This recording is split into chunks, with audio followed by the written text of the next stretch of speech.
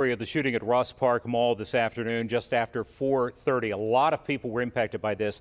Reporter Jennifer Borasso talked with a couple of the people who were in the mall. And Jennifer, let me just tell you, we're going to come to you, but if they start this press conference at the mall, we're going to cut away to that. But tell us what these ladies had to say. Well, John, actually, this mother and her son is standing behind me right now. So you are going to hear what exactly they saw and what they heard, the brawl inside Ross Park Mall. It was just a day of shopping, which turned into something they never imagined. And joining me now is Amy Hoback and her son, Cannon Hoback of Beaver. And I'm going to introduce you to them right now. Now, Amy, just some frightening moments. Just before I interview you, I want to show you the video that KDKA is showing about what happened, the brawl.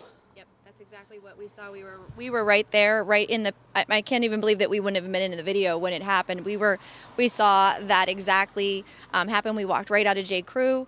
We're right in front of the kiosk. We could hear the kids kind of rumbling behind us, and then this brawl ensued. Thought it was just a normal fight. We saw one kid in particular kind of being hit on quite a bit. My husband said, I'm going to go over and see. There was another gentleman from across the way. He started to walk over as well. And I was going to go pick up the cell phone that flew out of somebody's pocket. And that's when we both saw a gun. The other gentleman screamed, and everybody just kind of took off running.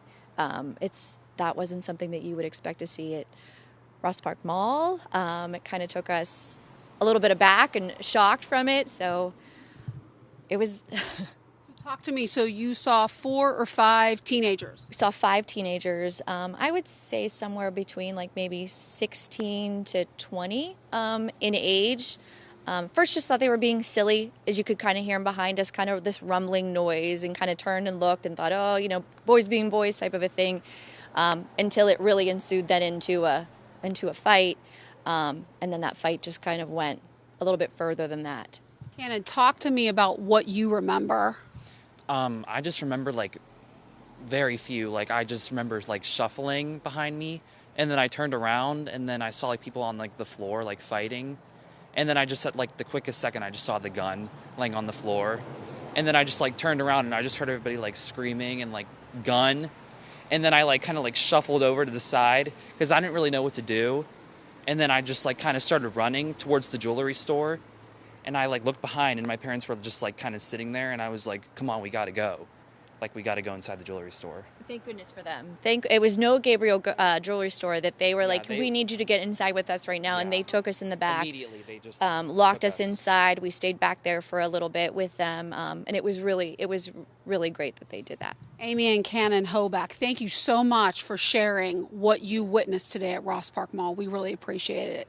So you heard it right there, John. Just a frenetic scene for this mother and her son from Beaver today at Ross Park Mall. Scary, we'll send it back to stuff. you in the studio. All right, so the new information we're hearing there from Jennifer is that there were 5 teenagers involved in this, according to your witnesses. Previously, we had heard 3. You're seeing the microphones, and that is Brian Colehep, the spokesperson for Ross Township. Let's listen in to what he has to say. Detective Sergeant Colehep with Ross Township Police Department, and I'm here to brief you on this incident. Of course, what we have at this point is very preliminary and ongoing, and I don't have